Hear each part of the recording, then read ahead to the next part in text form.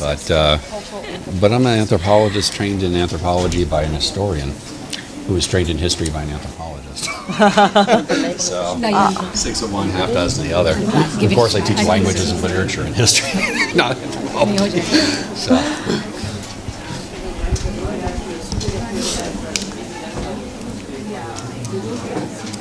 So when you're in Columbia?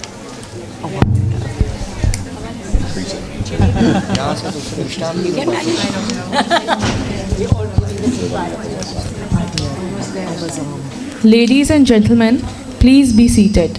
We are about to begin our session titled Cultural Heritage and Preservation in Pakistan and South Asia. Please switch off your mobile phones or put them on silence mode.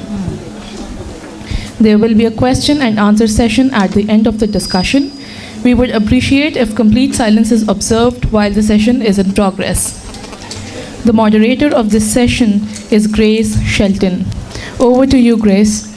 Thank you so much. And I'm just also delighted. On the screen, it shows we've got Shima, Yasmin, and Matt, but we also are really lucky to have Laura Tedesco. So Laura, if you raise your hand, that's Laura. So, but I'm happy to see you all, and we might be starting a minute or two early, but that is because I'm just really anxious. I'm going to have as much time as possible because I think this is such an exciting topic, and I'd like to welcome you all to it.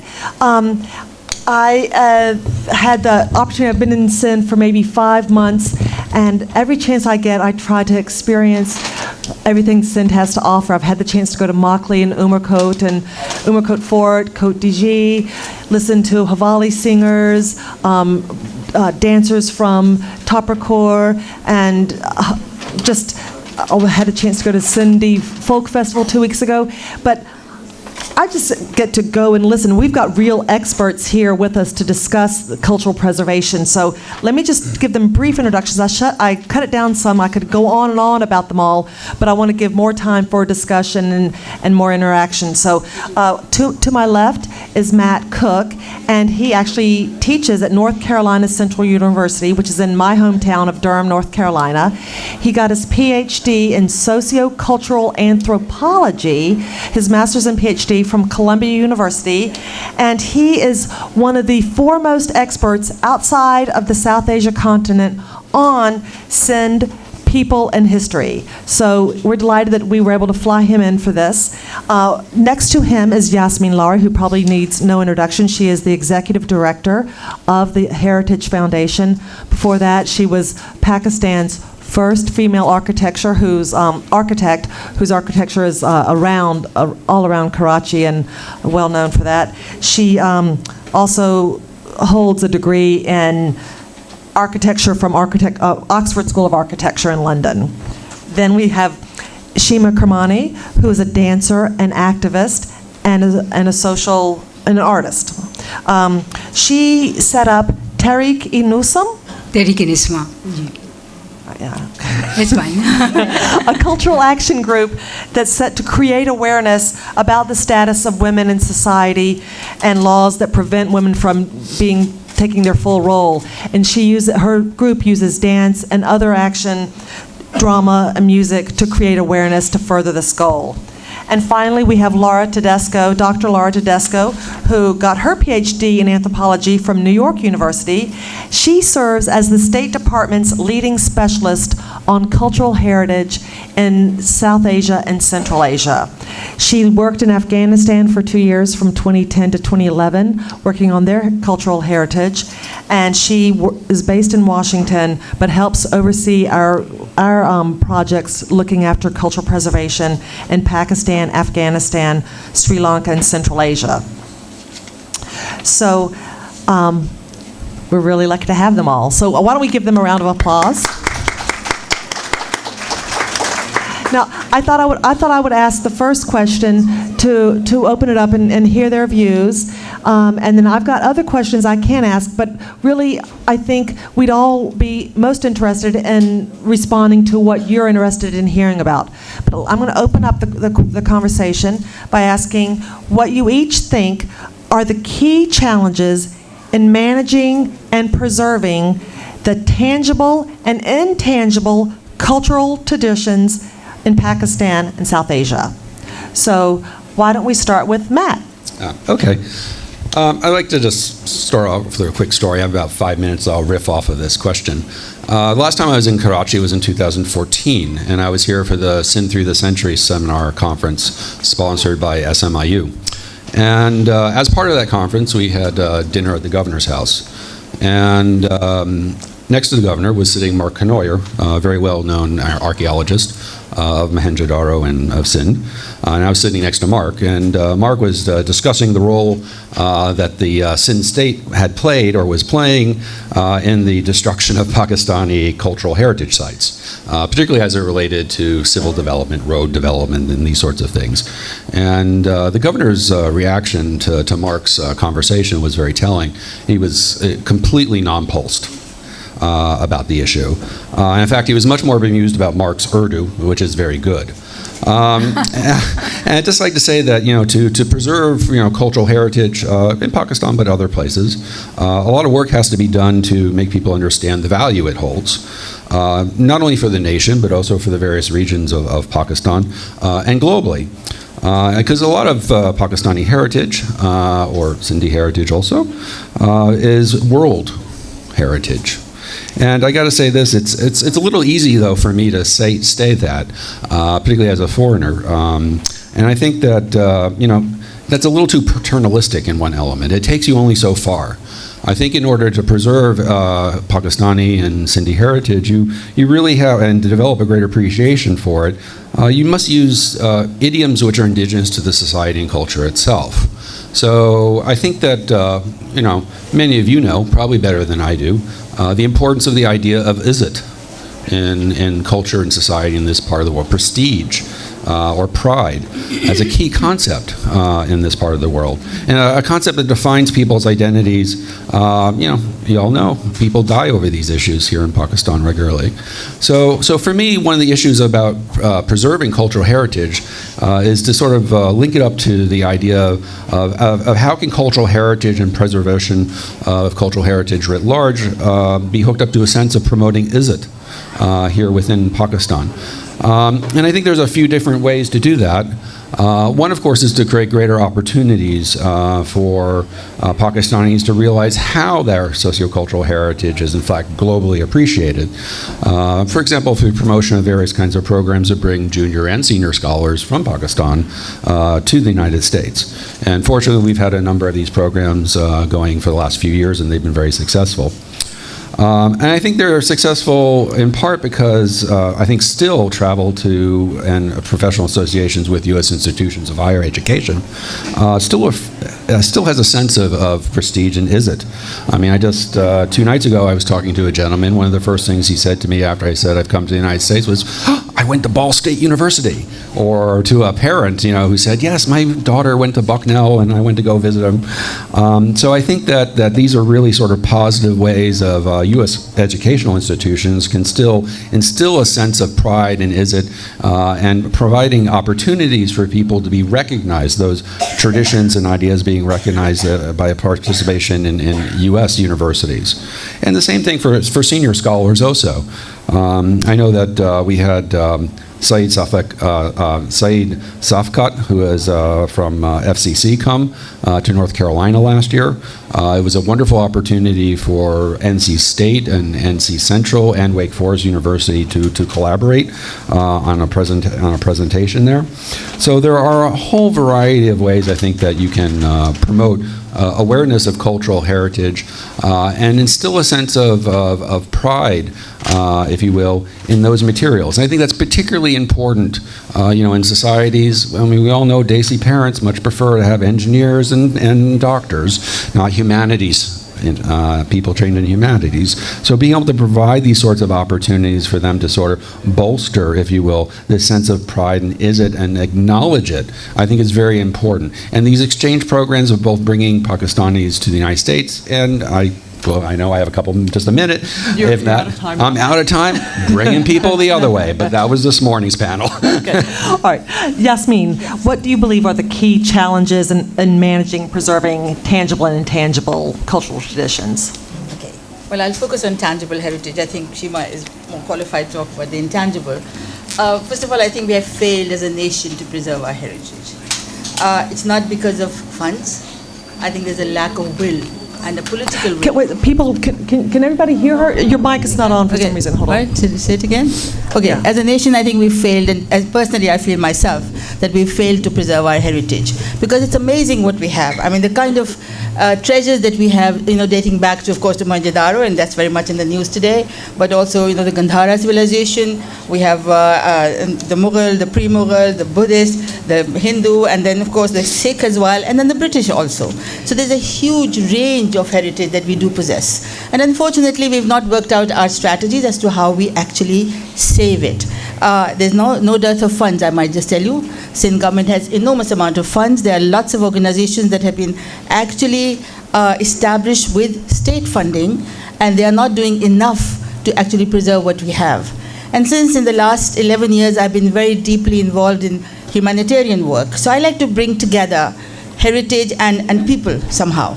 It's all very well for us to say that, some of us who are very privileged, that we should take care of it, but there's a whole mass of people who really, for whom heritage is important. It may not be the same one, it may not be the classical one that you are used to, but there is the vernacular heritage that's equally important. And I think the people there really want to save it. We have to find ways to get to them and to make sure that somehow they prepare and they are able to be involved. Unless everybody, and I'm talking of the common person, unless they are able to get some kind of benefit out of heritage, why should they take care of it? Why should they worry about Makli or Mohenjo-daro or any other kind of, World Heritage even? So we have to think about those issues. But later on, maybe I'd like to give you some figures, but right now I think probably enough for me to say. Thank you. And I appreciate, Yasmin, that you address not only the challenges, but the opportunities and ways to overcome those challenges. Shima. Yes, I want to submit that we can look at our cultural heritage from a slightly different angle, and that is that what we need to think about is what exactly is our cultural heritage, because the whole issue of identity, the whole issue of what is our identity, what is our culture, what is our cultural heritage is so linked up with the fact that we have not been able to decide for ourselves as people of this country what we can claim as our heritage. For years, we kept on saying Mohenjo-daro we have nothing to do with. For years, we kept on saying that all the artifacts discovered from the ruins of Mohenjo-daro have nothing to do with us. For instance, the figure of the dancing figurine. For instance, the seal that has been found of a person sitting in a yoga posture. I mean, we kept on saying, and by we, I mean the authorities that make these kind of decisions, kept on saying that no, this is not ours. So I think the whole issue of what we are, whether a country consists of people that come from a certain part outside the borders that have been defined, or are those same people who have been living in that area for a long time, people do have their own culture, their own cultural traditions, their own customs, their own rituals, their history, everything. And they carry that. For instance, the fact that I wear a sari is because my mother always wore a sari, her mother always wore a sari, her mother always wore a sari. This is my dress. But why am I expected to give it up?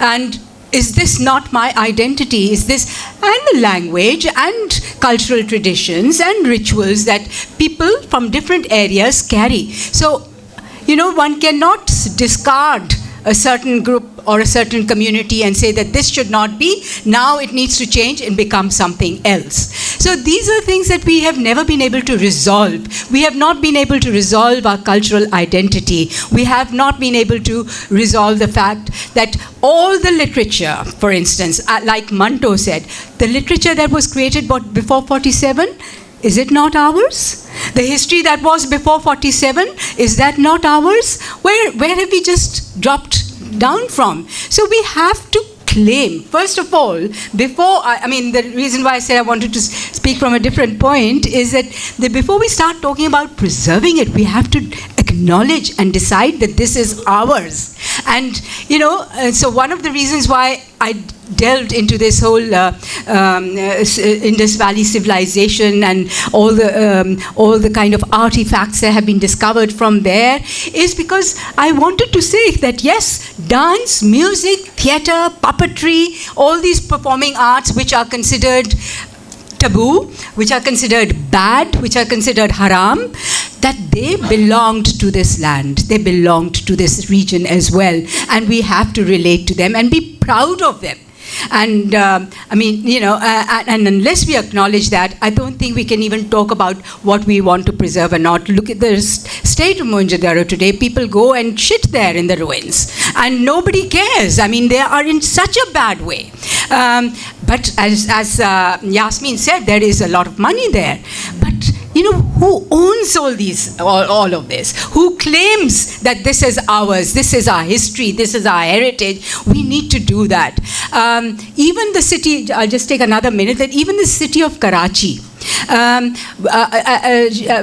Grace said that I work with this organization called Tehreek-e-Niswan. So one of the aspects of our work is to actually raise awareness about these issues, that in this city there are so many beautiful historic buildings that the young generation does not know about what these buildings are. NED College, for instance, people don't know who NED was and why is this college called NED, and so on and so forth, many buildings like that. So through our cultural work, this is what we try to bring to the younger generation. We talk about these things, we give them information on these things so that they start feeling proud of their history, of their culture, of their city. And the other thing that, before I end, is the other thing is the diversity that was part of our culture, the diversity that was part of our history, the pluralism that was part of us as a people. We have destroyed that totally, and I submit and I request that we start rethinking these issues, that we are not only just one kind of people. This land was where it was a cradle for people from different backgrounds, different ethnic backgrounds, different religious backgrounds, different cultural backgrounds, and they all lived together for centuries. And nobody ever said that, oh, I don't like the way you dress and I'm going to kill you.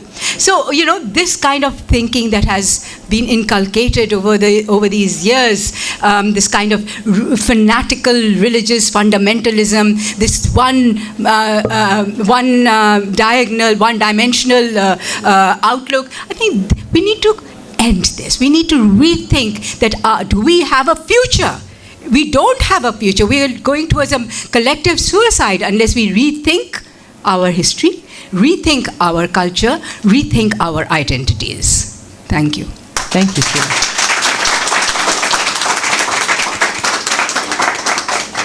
Laura, please.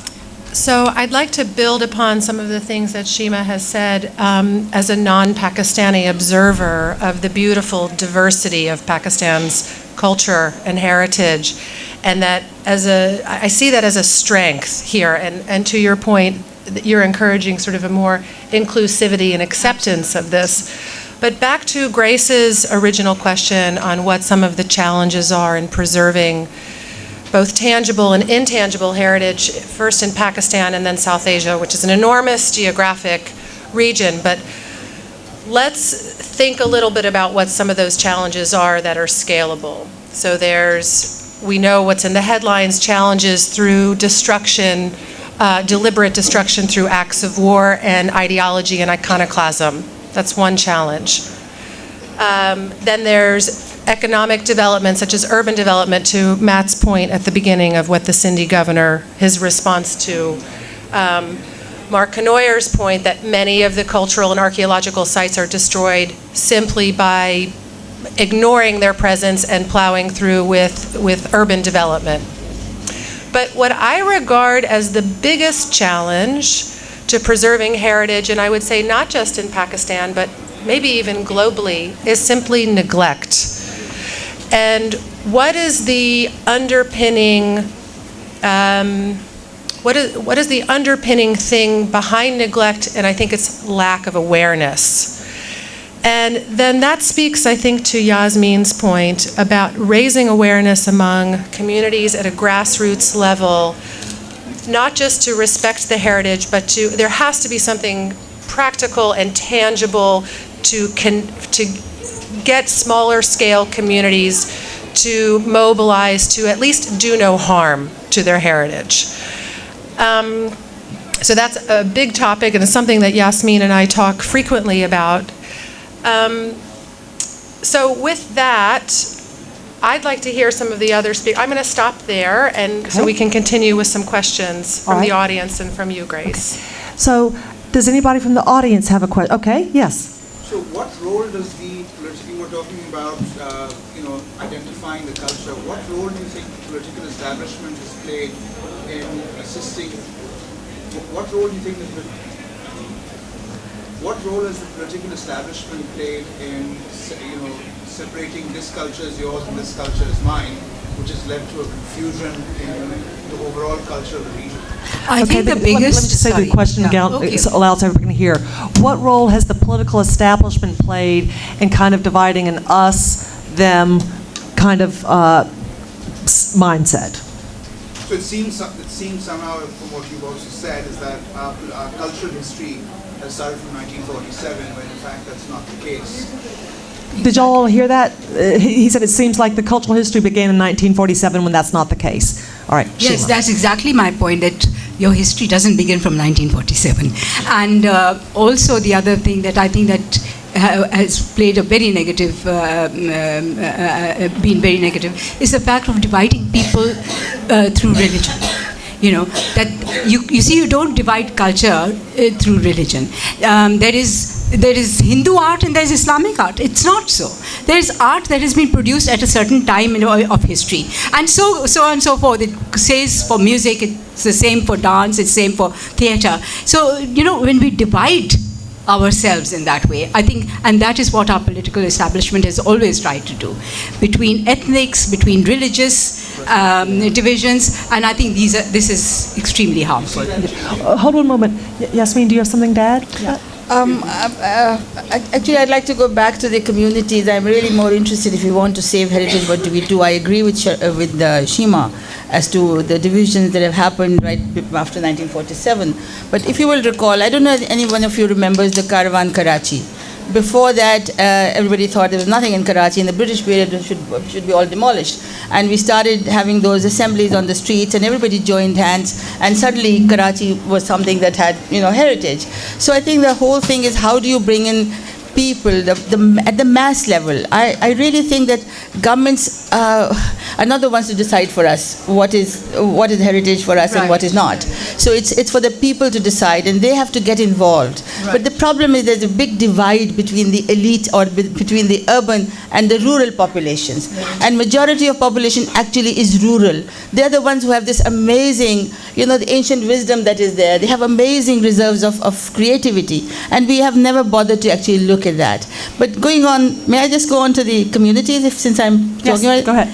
Well, the thing is this. We know what Shehbaz Sharif is doing in Lahore, okay? Demolishing whatever comes in its way. And that's where the point of development comes along. And they could have got easily, they got a good designer, and they could have got transport design, they could have got the underground or overhead going around and saving all our heritage treasures that are there.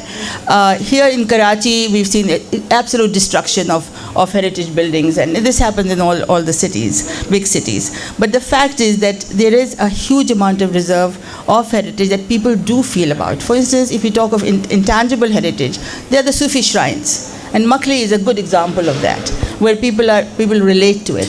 And somehow we have to see how we do more so that people get involved. If you and I keep on trying to do this, it will never happen. There are thousands of sites. I'm sorry, I don't know how many sites you have in the US, but here we go back, we go back, as we know, to the Bronze Age, and there are just literally thousands of sites that are littered. The place is littered with historic sites. And at some time, I would like to give you some figures, but I'll stop at this point. All right. Thank you very much. Matt or Laura, did you want to add on anything to that? Matt, would you like to? I'll add an extra sort of thing to think about. And that is, I do work on the 19th century, actually. I work on imperial expansion into this region and what the sociocultural impact of that was on indigenous communities as well as colonizing communities. And what that basically means is I do work with archives. And when we talk about preservation of history and heritage, often it is very much material culture in nature. I mean, I looked at your book and you're doing some really wonderful projects. But there's also a lot of archival material that helps get into that sort of pre-47 identities and communities that you were talking about, that Shima was talking about before, that's sitting around as paper. And I know that there are a lot of initiatives going around over the world in different places to try and preserve archival material so that that sort of history that exists can be preserved and then also shared. So I know the British Library, for example, has taken a real sort of forward-looking approach to this and has a number of endangered archive scholarships that they give out every year for digitizing materials in these locations before they fall apart or fall to dust in some cases. And those are really wonderful ways of going about and preserving cultural materials that are in written form. You know, they give the materials, the digitizing materials, they pay for a scholar to come and train people, and then materials to continue doing that work. And even the British Library is doing it with its own materials. I mean, all the East India Company's directors' materials are now online. They've been scanning them over the last couple of years, and you can go online and get a database. So if you know anyone at the British Council in the library, you should tell them to get the database, because there's a huge amount of South Asian culture in London, and vice versa. There's a lot of British culture here. And I think it's... I'm just interrupting you, but we actually have somebody from the British Library here. Chris, did you want to say anything? I mean, it's dear to my heart. We do an awful lot of work. It's British Council. Right. Dear to my heart, and we are programs together around that. Actually, that's amazing. Actually, it's amazing stuff that's now coming out of British Library. All the old images that we, yearn for, and now they're all available online, which is an amazing effort. Incidentally, in Karachi also, we actually set up a Karachi Municipal Archives, and amazing material we actually managed to save, from which we can know which building was built by which, are they Parsi or Hindu architects, which we never knew before. So there is, I agree with you, there's enormous reservoir there. That Let me just seek another question from... I just wanted to take this point forward, just very briefly, about the archival material, because you see, I think that in subcontinental intangible culture, when we talk about arts and music and dance, a lot of it is oral traditions, and a lot of it is unwritten material. And I feel that even that needs to be archived, that needs to be preserved. The kind of classical music, the kind of classical dances, and now it is possible to preserve all of that and archive all of that. And nobody here is thinking about this. So just wanted to say that, yes, it needs to be, it's very important to do that, because then once the ustads die, then you don't know what the original music was, what the original rags were, what the original dances were, and things like that. Thank you very much.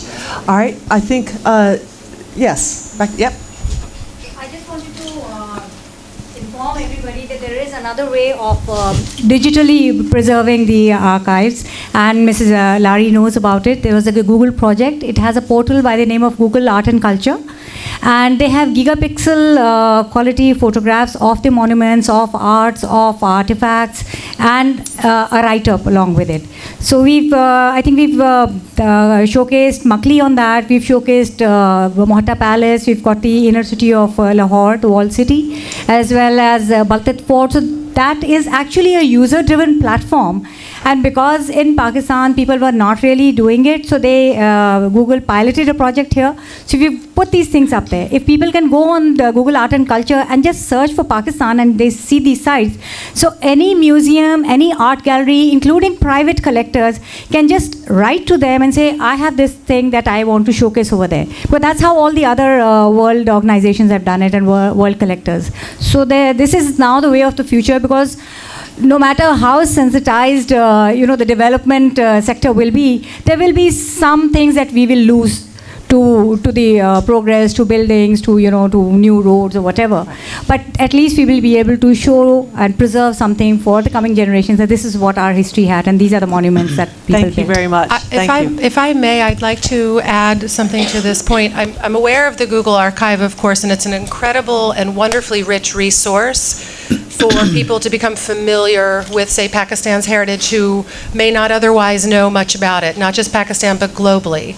But a point of caution, sort of writ large, about that is this technologically driven kind of, quote, preservation through digital archiving. We must remind ourselves it cannot serve as some sort of substitute to bricks and mortar restoration of, right.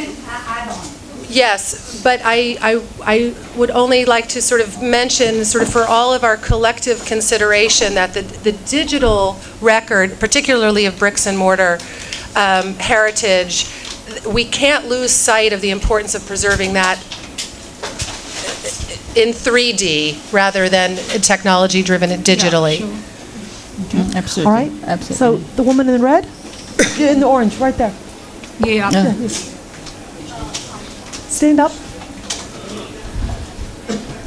Assalamu alaikum. My name is Nazish Kamal.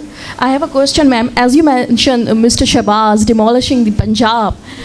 So I mentioned Mr. Bilawal demolishing the Mohenjo-daro and some kind of ancients, like he put on a fashion show there in last years.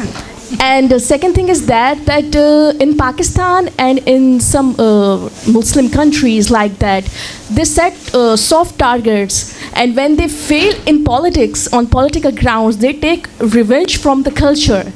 Like when I quit my job and take some leave around, and unfortunately when I sit at home and on the TV, they ban the Indian channels.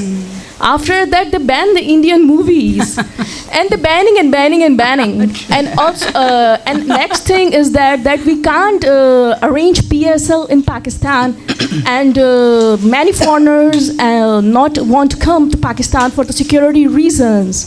So when we are failed in politics, so we सारा मलबा फिर हम जो है वो art and culture movies and sports और bands पे फिर हम लगा देते हैं. So banning is the reason, banning is the logical reason for stopping the art and culture. This is my question. Yes, a good question. Absolutely. Yes. I think unless there's freedom of speech and freedom of expression, there will never be any art and culture. So it's very important. I also just want to take this opportunity to say something which had been said earlier about how the political authorities and how they play a role in this. For instance, and somebody said that did our history only start from 47? For instance, even after 47, in fact, some of the history only starts after 71. What about all the culture that came to us and was part of our culture from what was East Pakistan and then became Bangladesh? We never mention it. We never talk about it. We never say that also was part of Pakistani culture and Pakistani heritage, So we are so easily we cut off every limb of the body. And the body is shrinking and shrinking. Spaces are shrinking and shrinking. And that is what we need to start rethinking and, fighting, resisting that this should not happen. Let me take more questions. I think I can answer. There's a All right. gentleman at the back. Well, I'm sorry. She was, yes. I was just reflecting. Very important discussions were going on about, massive awareness regarding cultural heritage is required. And the nerve point in cultural heritage is cultural languages. In Pakistan, because language carries everything. If you take Pashto or, Burshski or any language, it covers all, culture. So there is a need. Languages are active in classrooms. They are speaking, they are aware. That history become present. Then that will carry the preservation. Museums, not only, part of, heritage, but become classrooms of all and in Pakistan we are working in different regions, but regional meetings should be part of Oxford Book Fair. something that cultural heritage fair should be there. So even I'm born in Pakistan, I don't know about Gilgit and northern areas culture, and that is ignorance, and that is, it's not, what in our education, daily life we are doing, it's very important. Performing art should be the part of our education. Students are not, supposed to take only classes, but sometimes they are coming up with different dance and music and things. Things without this practice are dying. Thank you. Thank you. There's this young man at the back who's been. Okay. Naz is, yeah, is also. And especially if you've got questions for the panelists, please. Dissecting a point which Ms. Larry mentioned, that there's this gap between the rural Pakistan and the elite Pakistan, and I really appreciate that point, because when I look in my life, what I see is that the elite Pakistan, the Pakistan that is educated, appreciates the art, but the Pakistan that is lacking behind, which is actually majority of the Pakistan, they don't even know what their culture is. But contrast this to what happens in Gilgit and Hunza. I went to the Altit and Baltit fort, and every single person in their community knew about their history. And they're proud of it. Exactly, they are very proud of it. So what are we missing that they actually have? And they are part of Pakistan, let me remind you. We need to remind ourselves. So maybe I'd first like to actually respond to the young lady in red sweater. I really feel that culture can be a binding force. We're not using it enough. And it's very important for us to understand each other. That can only happen through understanding culture of every part of Pakistan. So that goes without saying. And then for this, the tangible heritage is very important, because that represents, so many sort of, ages past and what's happened through time and so on and so forth. And then all the rituals and everything else that happens is actually connected to the tangible heritage. So that's very important. But the young man talks about the rural and urban divide. May I suggest to you that it's not necessary for the rural people to understand what our culture in the urban area is. I think we need to understand what their culture in the rural area is. So let's try to bridge that divide. And also, yeah. And why should we allow any building to be demolished? Why is it that people don't feel enough for them that they can stand around it and save it?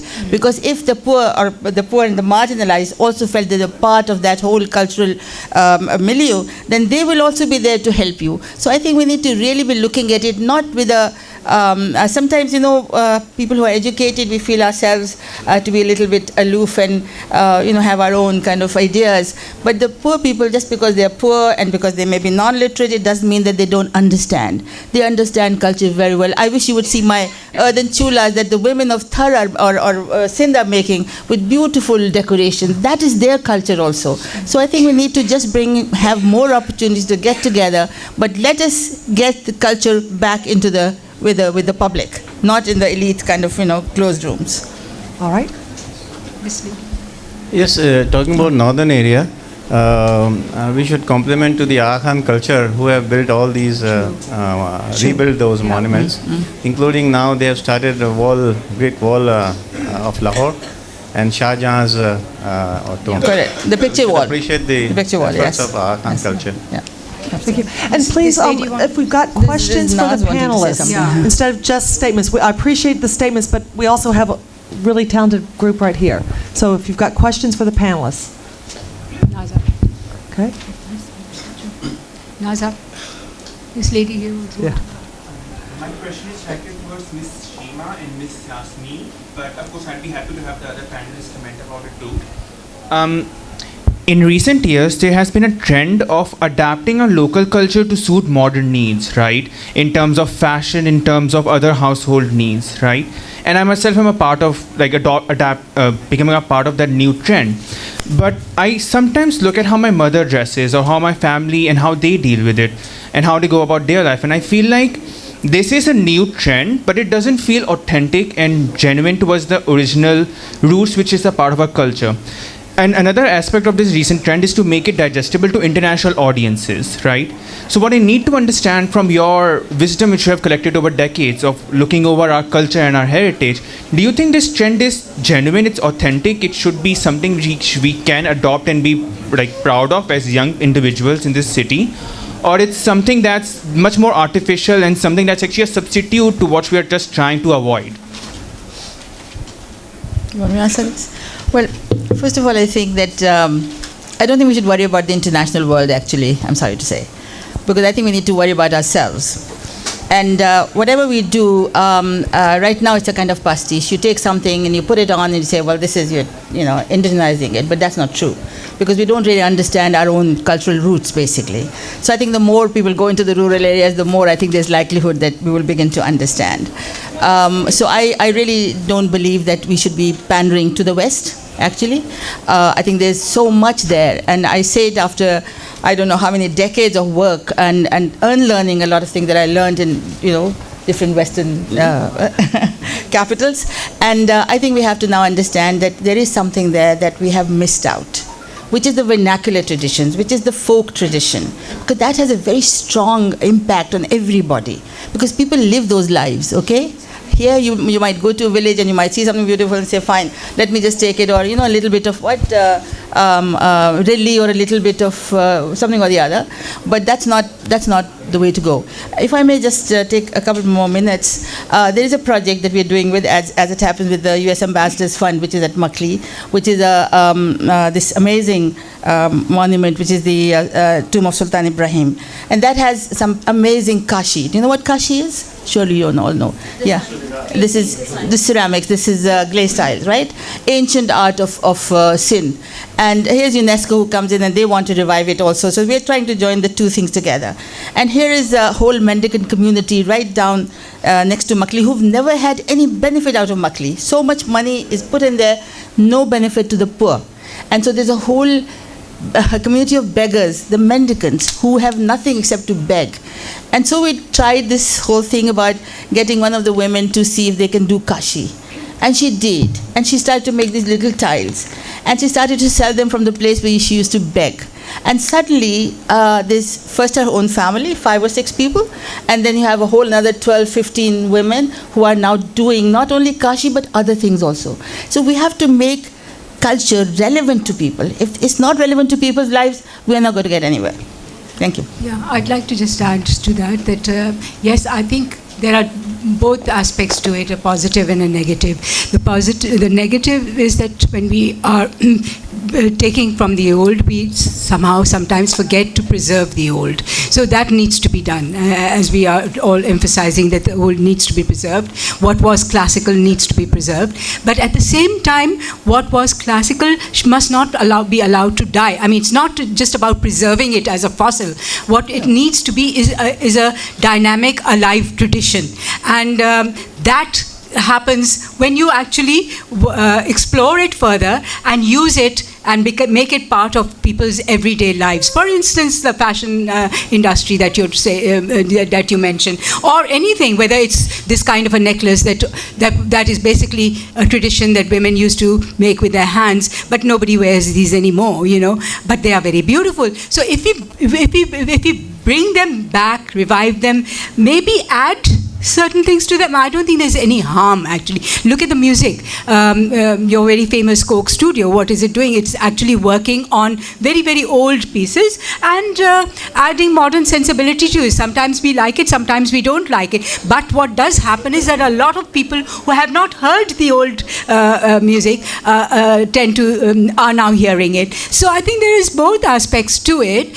One just has to sort of see how one is bringing it back. But I think everything classical needs to be kept alive, not just preserved. It needs to be preserved as well, but not as a dead piece of art, but as a dynamic, animated, living thing. So that can only happen when we start making it. For instance, Ittar. There's this perfume. I mean, in modern day life, everyone uses Western perfume, but Ittar is a very, very beautiful perfume which stays for months, forever, exactly. So Laura, you wanted to add something too? I do want to simply add a point that in the act of preservation, it's not simply preservation for preservation's sake. It is because by preserving or keeping alive, to use your term, Shima, it is part of extending a longer narrative. And that's both, and that narrative is national, it's individual, and everything in between. And it's through those narratives that one's individual identity district, provincial, village, ethnic, linguistic identities are defined and then continue. And if I may, I'm hearing a thread of sort of a common message in many of the statements and in some of the questions about a kind of confusion or grappling with what is Pakistani identity. And of course that is for all of you to define for yourselves. But as an observer, what I'd like to just remark is Pakistani identity is in its diversity, and there is sincerely a real beauty in that and a strength in that. So I would just like to add that point, but to what you said, Shima, very. Yeah, I'd like to just sort of riff off that for a second, and then also something that Yasmin said. At the core, this does have to be a Pakistani initiative, but it's also a multilateral initiative. And I'll just give you an example of how it can be a multilateral initiative that can actually transgress differences in national borders.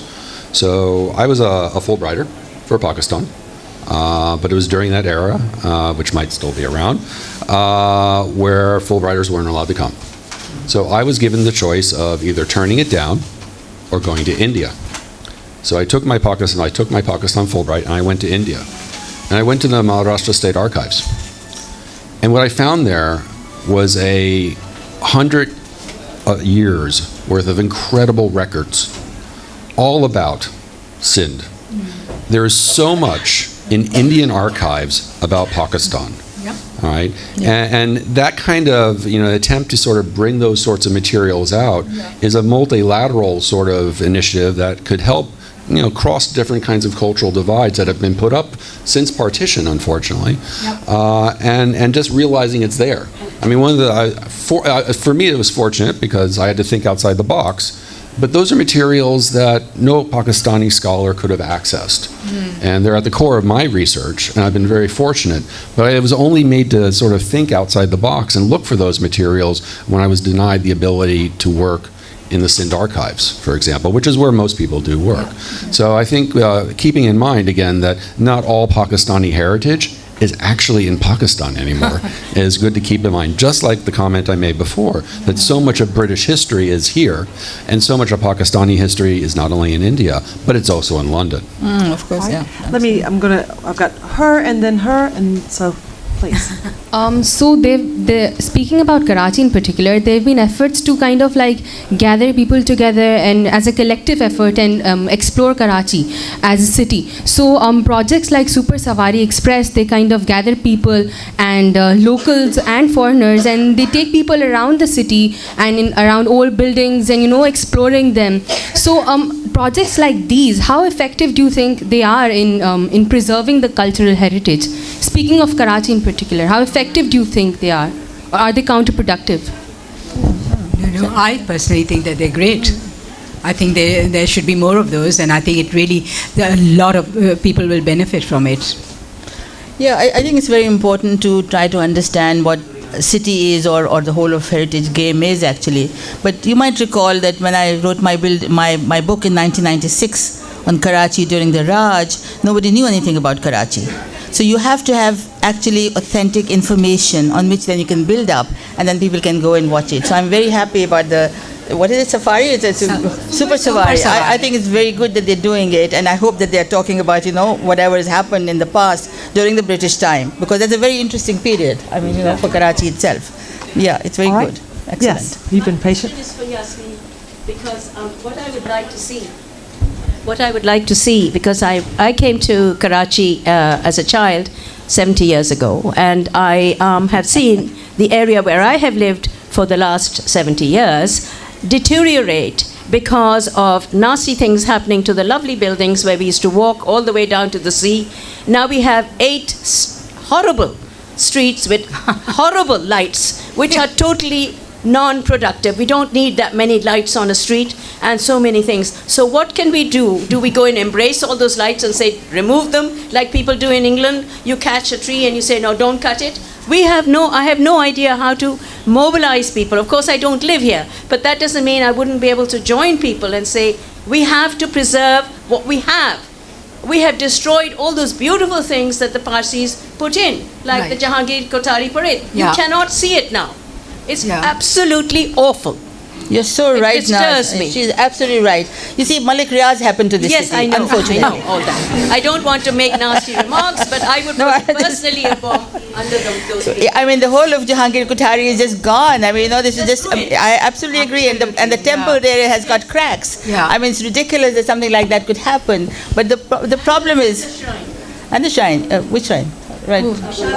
Shah Abdul Jah. Well, that's now become. You know, it's a neo. Become a monstrosity. Neo Frey Hall kind of neo Gothic. You know, that's what's. Yeah, absolutely. And somebody asked me, and I said, well, I don't think somebody said the 40 crores have been spent by Malik Riaz on that. And I said, I don't think the Sufis really care for that. I mean, I don't think that matters to them. Absolutely, absolutely. So Naz, please join hands. Let's do something about the city of Karachi. Let's see what we can do against people like Malik Riaz. I mean, they should not be destroying our city. There should be no way. Yeah, yeah. Great. How many people? Yes. Okay, yeah, absolutely. Oh, there is Shahnaz as well. Yes, okay, great. So we've got a guy in a hat right there. Yes. Just to add on to the lady, we are Super Savari Express. Oh, you are? Okay, so good. thank you for that. That's okay. Thank you for your kind words. Good job. You know, the biggest challenge that we have in this city is finding ownership. There's a lack of ownership in the people of the city that don't consider it their own. And initially, when we first started, we were titled as an elitist tour guide company, or we were targeted as or spotted as, you know, for the upper echelon or for that side of the bridge who's never come on this side. The idea behind Super Savari Express had nothing to do with your bank accounts or your monetary position. The whole idea or concept was to promote and sort of project the mosaic of cultures, religions, and ethnicities, that diversity that you speak of, in a more positive way, and to show it to our youth and for the old to come and see it in a more nostalgic way. Yeah. Now, the biggest challenge that we have is finding guides. Because you see, preservation is one thing, which is to many of us seen as dry today. But the promotion of that heritage is very important because it's still very dear to us because it's our country, it's our motherland, it's our, you know, we're the sons of soil. So what's very important is somehow making sure that being a guide is not a negative thing because it has a negative connotation associated with it, and that really damages us. Because you have free Sanderman tours all across Europe whereby you can get in the morning at 8 o'clock at Starbucks and take a free tour of Berlin, Amsterdam, Barcelona, or any one of the major metropolitan cities and see that city for free. So the biggest challenge that we have, one, is finding guides. So that's the human resource, because nobody thinks it's cool to be a tour guide anymore. It's seen as a negative thing because you're going to be boring, or you're going to be old, or you're not going to be cool. Sorry for the age factor. And the second biggest challenge is the urban and rural divide that you speak of, Yasmin Auntie. The idea was the same. Our idea was to take people from the metropolitan side and create a community-based tourism model whereby the rurals of that area are also benefiting. So the same restaurant that we used to go to with 7 people now serve 200 people on a Sunday when we go in December. That same bakery that we used to buy goods from, that used to take 3 people back in 2014, is serving 220 people on a Sunday. Good. You know, the same buses and the drivers and the conductors that we used to use with 4 people in a tour are now 20 buses in the wintertime. Yeah. So you know, the problem that we have is infrastructure. Nobody believes in an infrastructure to promote tourism. We want to create a hop-on, hop-off shuttle service for the masses. So thank you. So I think let me kind of capture and ask one of the last questions of how to, everybody's talked about how to get people involved and the need for people to decide about their culture, about reclaiming their identity. So how can ordinary citizens take part in preserving their cultural heritage? If you could maybe speak about your ideas of how to empower all the people who are interested.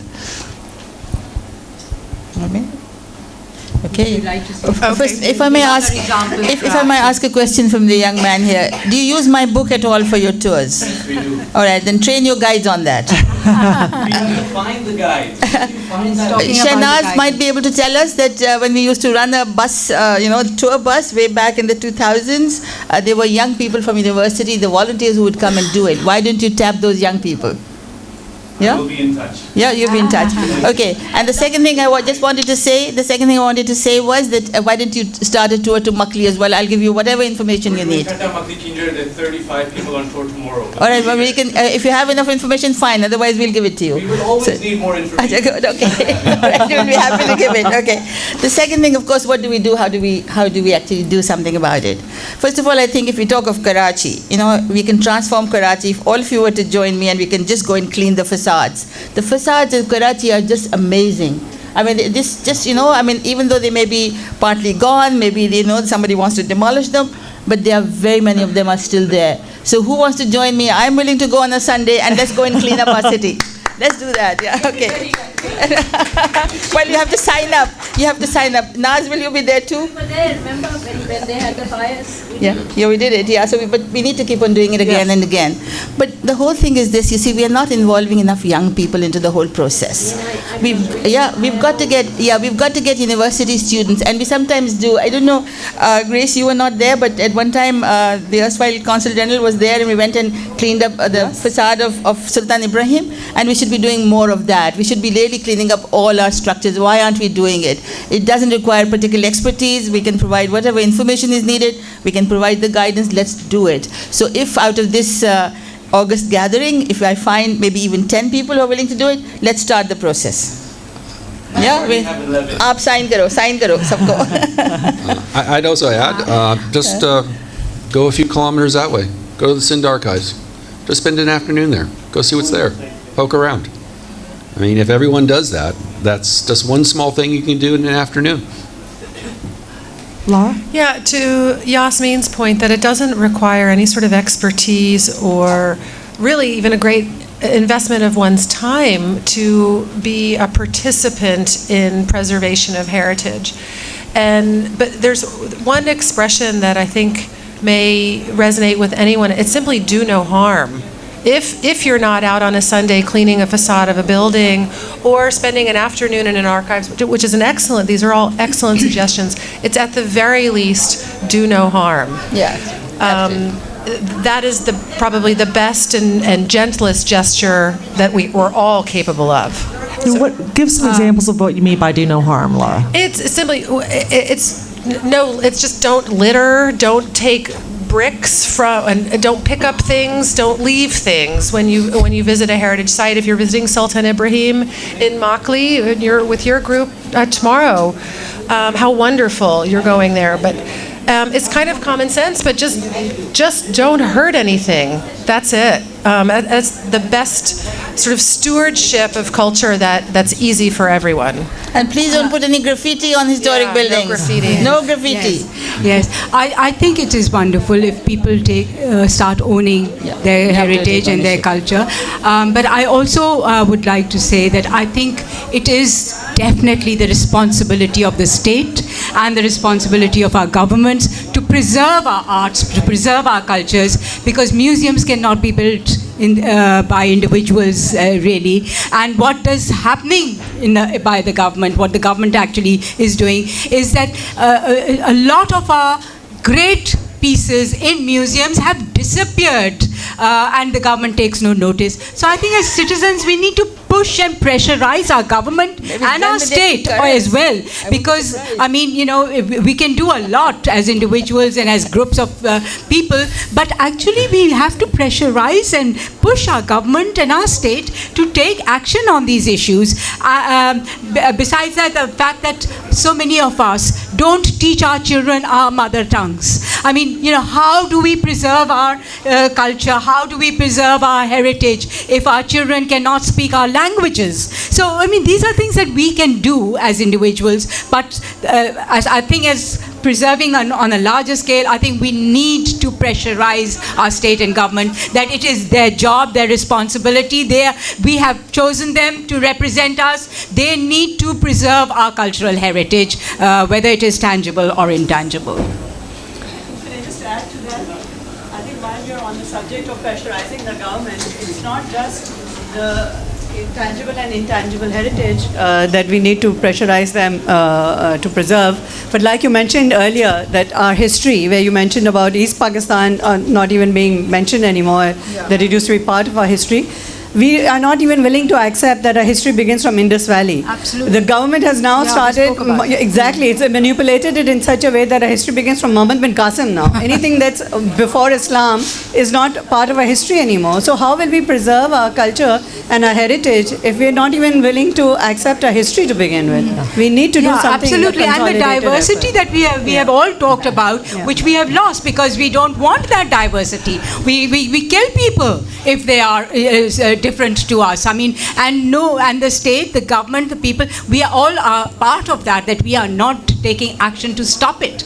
We all need to be out on the roads in millions and lakhs and millions to say that Ahmadis should not be killed, that Shias should not be killed, that women should not be subjected to this kind of sexual assaults and whatever.